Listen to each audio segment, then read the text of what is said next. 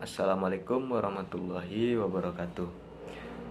Alhamdulillahillazi an'ama bi ni'matil wal islam wa nusallimu ala khairil an'am Sayyidina Muhammadin wa ala alihi wa sahbihi ajma'in amma ba'du.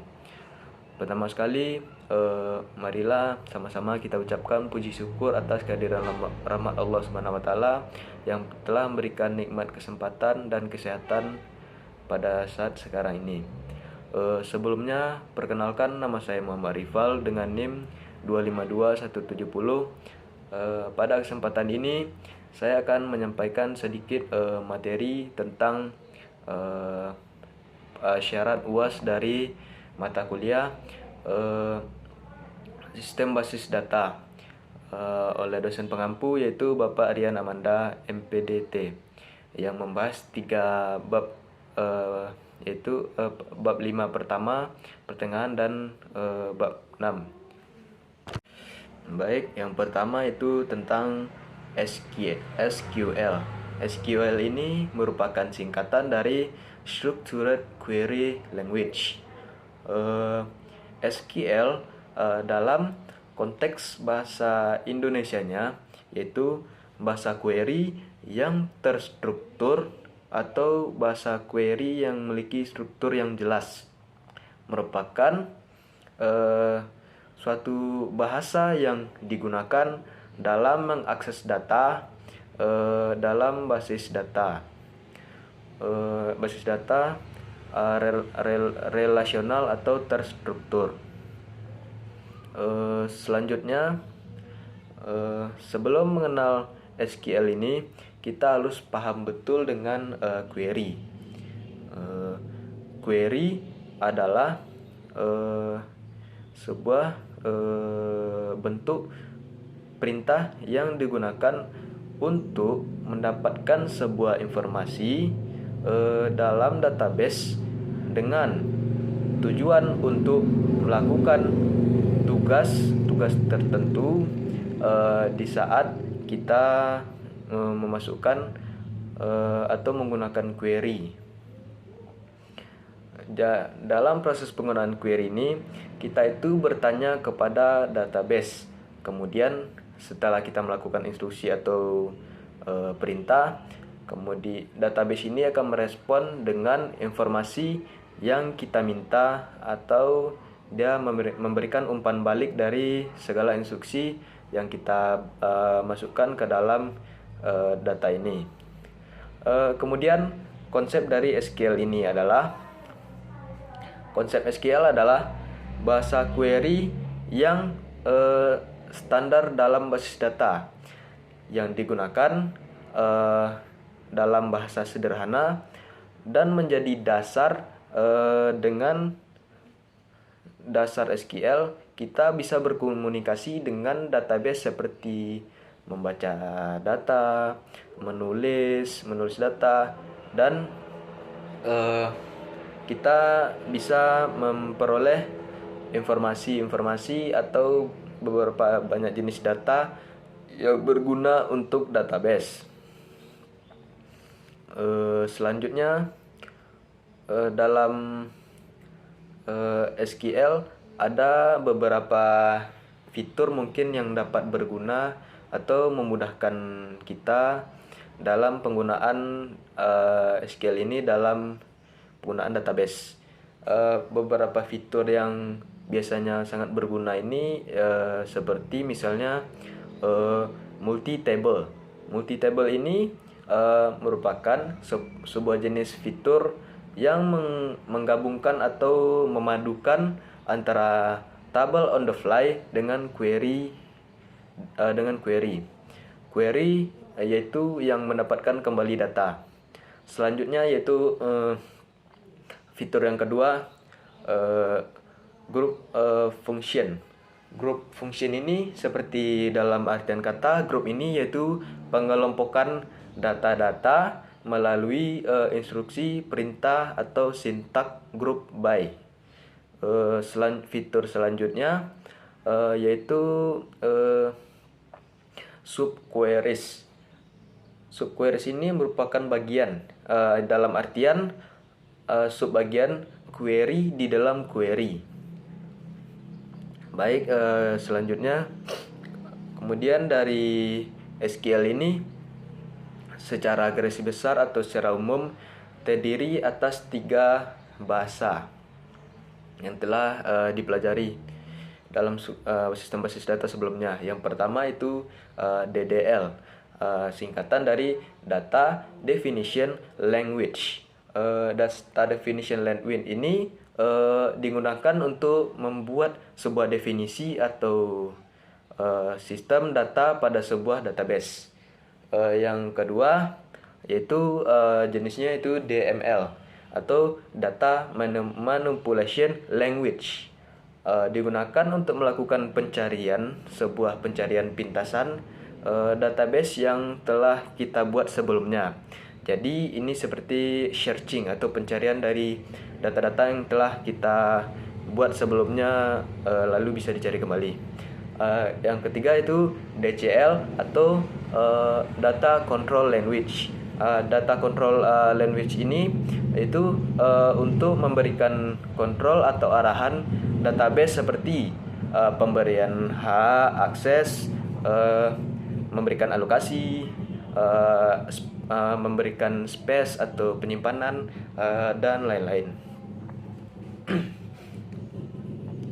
Masing-masing pembagian bahasa ini memiliki statement atau sudut pandang yang berbeda-beda dalam SQL. Dalam artian dia memiliki fungsi masing-masing dalam program SQL dari jenis-jenis tadi. Jenis yang pertama tadi yaitu DDL. DDL ini memiliki beberapa fungsi. Misalnya fungsi drop. Dalam fungsi drop ini kita bisa melakukan tindakan atau instruksi berupa menghapus tabel atau tabel yang mungkin tidak perlu atau tidak digunakan. Selanjutnya fungsi alter, yaitu pengubahan struktur tabel yang telah dibuat. Setelah buat kita bisa mengubahnya kembali. Selanjutnya itu create. Create ini ada untuk membuat database dan table. Untuk jenis kedua tadi ada DML.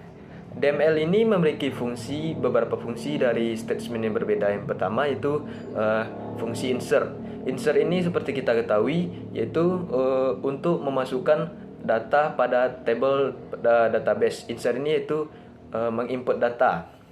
Yang kedua itu update. Update ini yaitu untuk mengubah atau memperbarui data table dalam database. Bisa diperbarui, diubah atau sejenisnya. Yang ketiga fungsi delete. Fungsi delete itu untuk menghapus data pada table database yang mungkin sudah dipergunakan atau tidak dipergunakan lagi. Selanjutnya fungsi merge. Fungsi merge ini untuk menginput atau memasukkan data, memperbarui data secara kondisional. Tergantung data yang kita butuhkan atau sesuai kondisi. Selanjutnya itu statement ketiga tadi yaitu jenisnya itu DCL, yaitu fungsi sebagai grant, yaitu untuk memberikan izin kepada seorang user bisa mengakses tabel dalam database tersebut.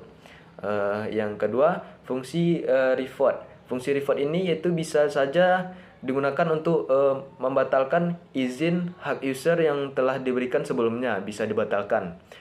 Fungsi selanjutnya yaitu commit. Commit ini yaitu adanya kesepakatan atau telah menetapkan penyimpanan database. Selanjutnya yaitu statementnya yaitu fungsi rollback. Rollback ini untuk membatalkan penyimpanan database. Misalnya kita sudah membuat data akan disimpan, mungkin tidak sesuai keinginan atau berubah pikiran, tidak jadi kita save atau tidak jadi kita simpan. Selanjutnya save point. Fungsi save point yaitu jelas-jelas untuk menyimpan. Save ini itu menyimpan sementara transaksi sehingga kita dapat memutar kembali ke titik tersebut atau mengulang pada hal tersebut yang telah kita buat sebelumnya. Selanjutnya statement select. Statement select ini yaitu sebuah sudut pandang yang digunakan untuk melihat seluruh atau sebagian isi dari table atau data yang telah kita input tadi atau kita buat menggunakan operator aritmatik. Biasanya menggunakan operator aritmatik atau angka-angka, menggunakan kolom alias, serta membuat maupun bisa menghindari adanya duplikasi atau datanya seperti diganda, duplikasi baris. Selanjutnya sebagai tempat untuk menampilkan struktur dan tabel yang digunakan dalam rangkaian operator. Biasanya dalam statement select ini menggunakan karakter string. Itu merupakan beberapa bagian dari itu merupakan beberapa kegunaan dari statement select. Statement select ini dalam penggunaannya pada SQL memiliki beberapa fungsi. Kita bisa melakukan restriction. Saat adanya restriction ini, itu kita bisa menggunakan data serta bisa mensorting data ins. Tentu diperlukan suatu keadaan atau kondisi sebuah operator pembanding agar bisa melakukan restriction dan sorting data ins tersebut. Operator pembanding ini permisalannya yaitu sebagai berikut. Yang pertama, adanya tanda sama dengan. Sama dengan ini artinya jenis datanya sama. Yang kedua itu menggunakan tanda lebih besar dari. Lebih besar ini ada data yang kadang terlebih 2 file atau menjadi lebih besar dari. Serta tanda yang selanjutnya lebih besar sama dengan. Selanjutnya kemudian lebih kecil dari sama dengan lambangnya, dan lambang berlawanan yaitu tidak sama dengan, yaitu lambang kecil dari dan besar dari berlawanan atau data jenis data tidak sama. Lanjut between. Between ini yaitu artinya di antara dua nilai, serta ins. Ins ini artinya ins, artinya di dalam sebuah nilai. Serta jenis lain yaitu like, memiliki suatu unsur atau karakter. Selanjutnya is null atau bernilai nol. Nol artinya tidak memiliki nilai yang tidak diketahui. Dan is null, is not null atau tidak. Ada juga yang mungkin tidak berisi nilai.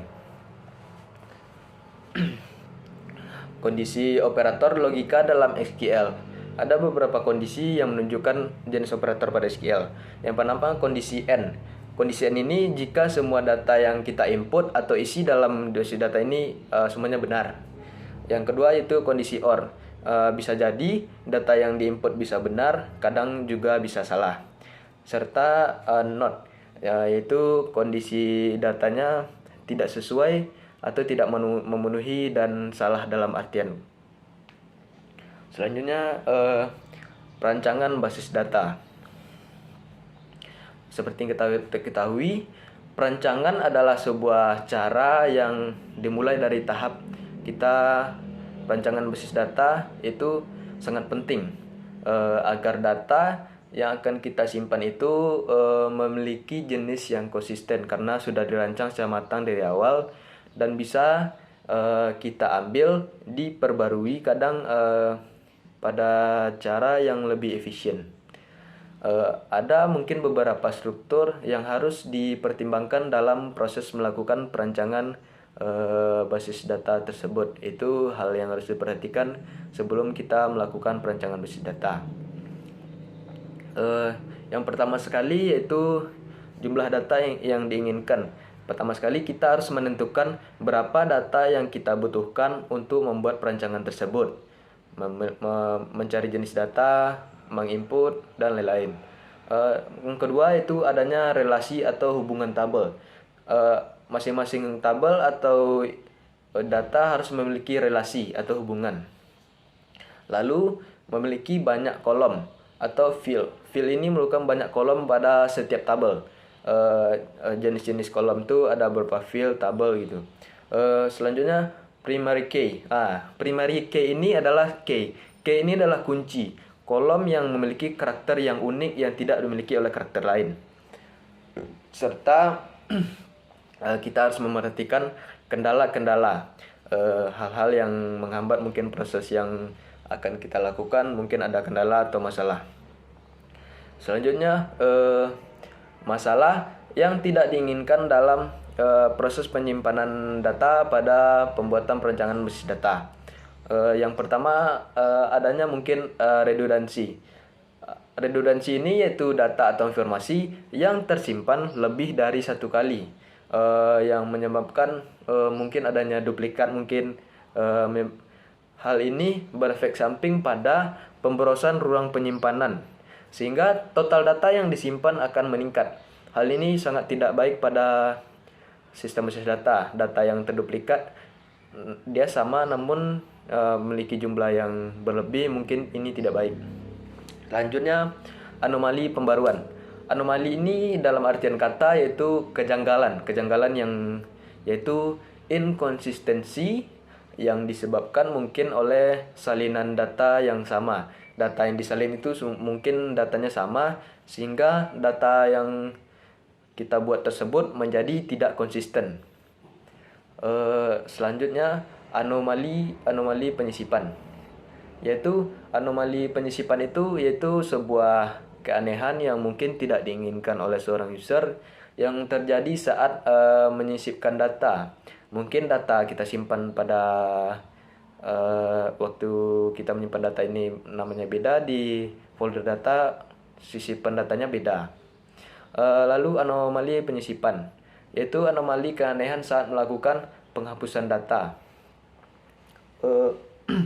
Selanjutnya mungkin kita mengetahui beberapa istilah dalam perancangan basis data. Dalam perancangan basis data ini ada beberapa istilah yang kita harus ketahui sebelum melakukan hal tersebut. Yang pertama itu yaitu planning. Planning seperti yang kita ketahui adalah menyusun rencana. Rencana yaitu melakukan konsep dasar apa yang akan kita lakukan, lalu melakukan evaluasi sistem yang ada, menentukan rancangan, melakukan sebuah ringkasan secara teknologi, rancangan operasional maupun biaya berupa ekonomi atau data itu sampai apa yang akan kita buat. Selanjutnya itu sistem definition. Sistem definisi. Sistem adalah suatu program atau definisi atau merinci pada ruang lingkup sistem basis data ini sendiri. Itu sebuah rincian pengguna dari aplikasi-aplikasi yang digunakan dengan memiliki sebuah batasan dari sistem basis data. Selanjutnya yang harus kita ketahui yaitu requirement collection atau dan analisis. Requirement collection ini seperti dalam artian katanya yaitu requirement yaitu pengambilan atau pengumpulan dan analisis data. Data yang kita telah rancang tadi kita kumpulkan, lalu kita analisis untuk menentukan kelompok pengguna, di manakah kita dapat di sini meninjau dokumentasi yang ada serta ruang lingkup operasi dan pemrosesan data. Selanjutnya hal yang harus kita ketahui yaitu database design. Seperti yang kita pahami, desain ini adalah suatu bentuk atau rancangan data yang ingin kita buat atau user gunakan.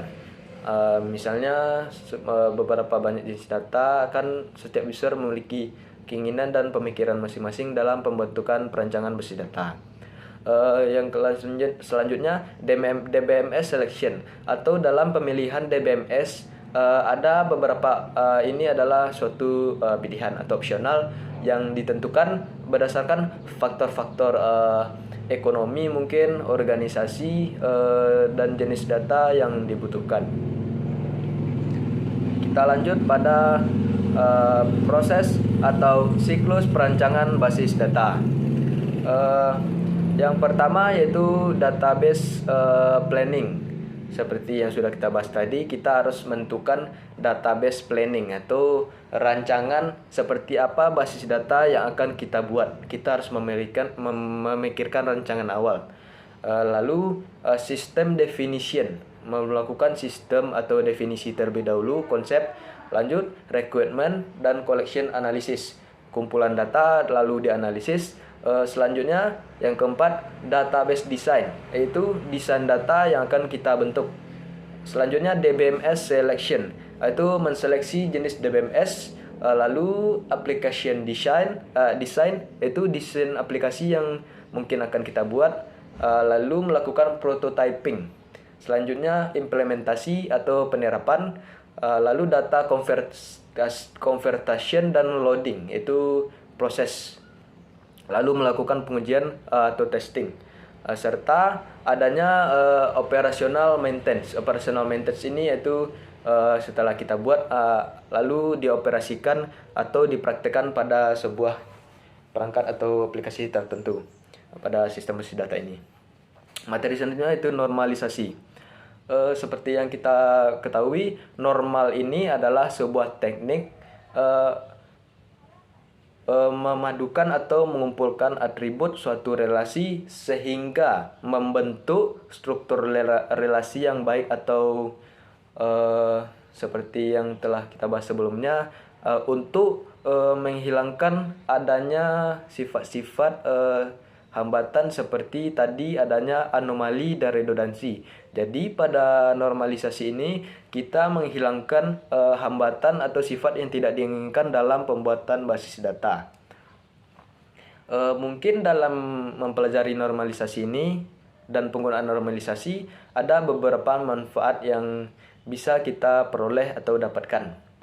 Yang pertama, tabel yang kita buat menjadi lebih kecil dengan baris yang lebih kecil. Jadi akan menghemat atau memperefektif bentuk dari tabel yang kita buat. Selanjutnya melakukan untuk pencarian, itu data yang kita buat bisa diurutkan, lalu dalam pembuatan indeks ini menjadi lebih cepat.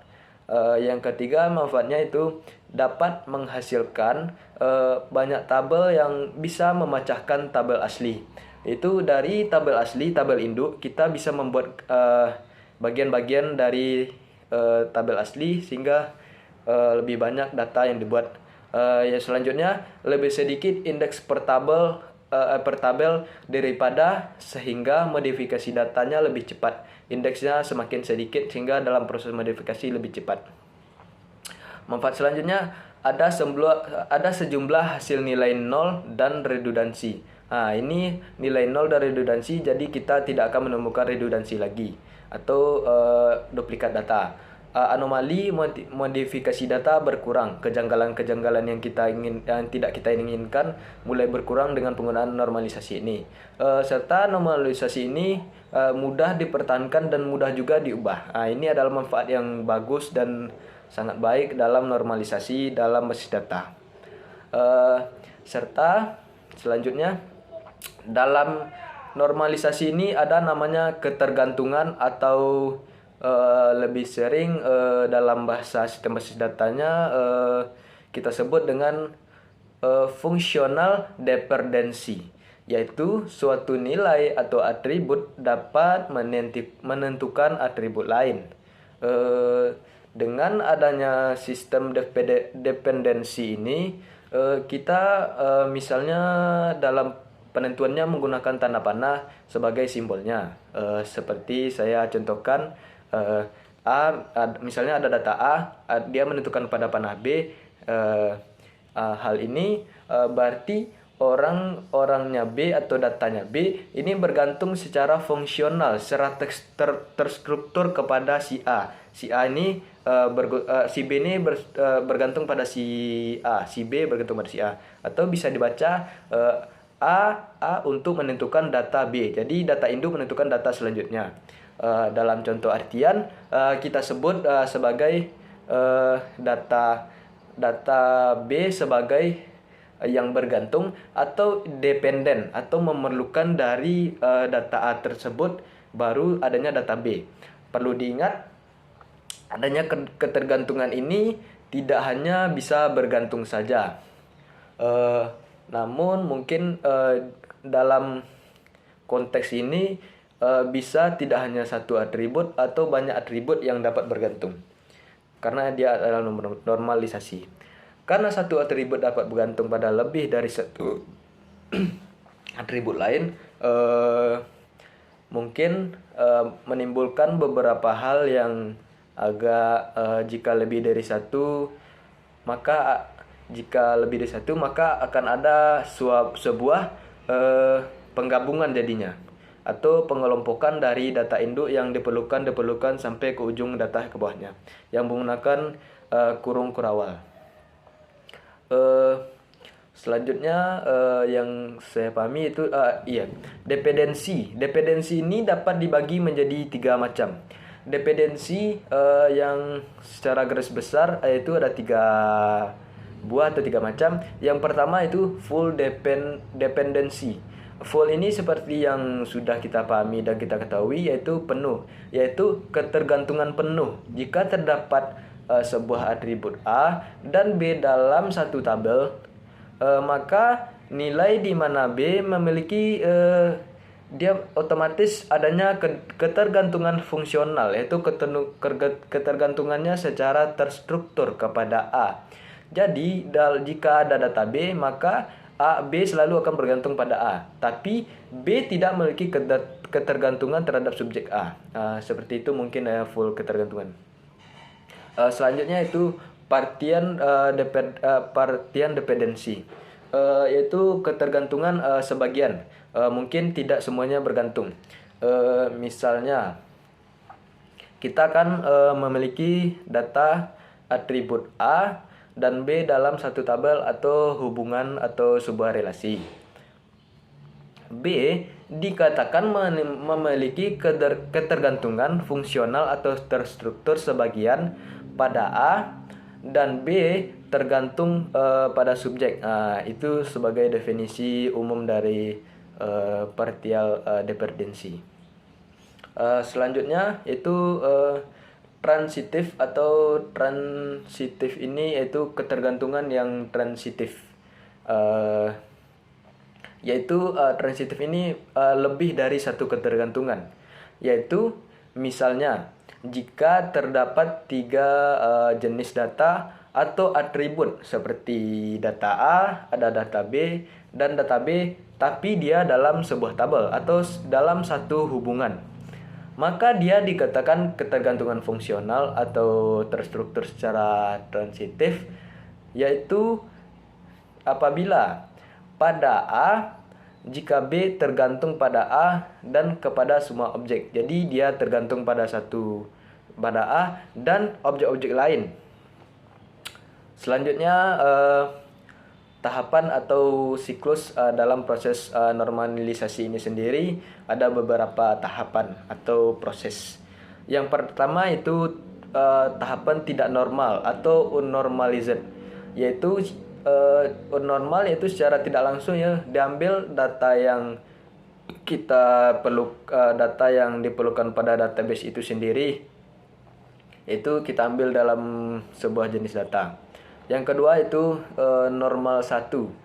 Normal 1 ini biasanya dilambangkan dengan 1 NF atau 1 normal, yaitu membagi seluruh data yang mungkin diperlukan oleh seorang user menjadi beberapa bagian berdasarkan sebuah pengelompokan atau jenis. Selanjutnya yaitu normal 2. Normal 2 biasa dilambangkan dengan 2 NF, yaitu membagi data atau beberapa jenis yang diperlukan atau memberikan primary key. Primary key inilah kunci utama pada masing-masing tabel. Dia ini bisa memberikan kunci utama pada masing-masing tabel. Selanjutnya itu normal 3NF. Normal 3NF ini yaitu error normal 3 dilambangkan 3NF, yaitu menghindari dari adanya redundansi tadi atau datanya terduplikat. Jadi datanya lebih terperinci. Tidak ada duplikasi-duplikasi atau data disalin ganda. Selanjutnya tahapannya itu normal voice code. Normal voice code atau dilambangkan BCBF, yaitu menghilangkan ketergantungan tadi, yaitu tidak adanya ketergantungan multi value. Tergantungannya sudah mulai hilang. Selanjutnya itu normal 4 atau dilambangkan dengan 4NF, yaitu pada normal 4NF ini yaitu menghilangkan, sudah mulai hilang sisa-sisa kejanggalan atau sisa anomali pada perancangan tadi jika kita menggunakan normalisasi. Selanjutnya normal 5. Normal 5 atau dilambangkan dengan 5NF, itu adalah sudah memasuki tahap lanjut. Istilah penting dalam normalisasi mungkin ada beberapa hal yang perlu kita ketahui atau istilah penting. Yang pertama yaitu field.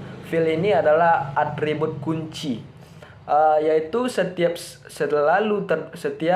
adanya jenis data pasti terdapat berupa sebuah kunci dari satu field atau field yang dapat mewakili record, dapat mewakili data record. Selanjutnya yaitu kandidat key. Kandidat key ini seperti yang bahasanya, kandidat itu artinya atribut yang berfungsi sebagai calon. Kandidat ini kan dalam artian kata adalah sebuah calon untuk menjadi sebuah data primary key. Selanjutnya istilah yang kita dapat ketahui adalah composite key. Composite yaitu kandidat yang berisi lebih dari satu atribut. Mungkin kandidatnya ada berupa 2 atau 3 data. Yang istilah lain adalah primary key. Primary key ini adalah sebuah data atau kandidat yang sudah dipilih atau ditentukan untuk melakukan proses identifikasi data secara baris maupun data tabel secara unik. Selanjutnya alternative key, yaitu masih sebuah data kandidat key yang tidak dipilih sebagai primary key. Dia ini tidak terpilih atau kurang beruntung dalam proses input data. Selanjutnya for eigen key, yaitu kunci di tabel lain yang terhubung dengan primary key pada sebuah tabel. Baik, sekian pemahaman untuk materi saya pada kesempatan kali ini. Mungkin jika ada salah dan kurang saya mohon maaf. Sekian dari saya. Tugas ini disampaikan untuk sebagai tugas memenuhi UAS dari sistem data. Sekian dari saya. Wabillahi taufiq wal hidayah. Wassalamualaikum warahmatullahi wabarakatuh.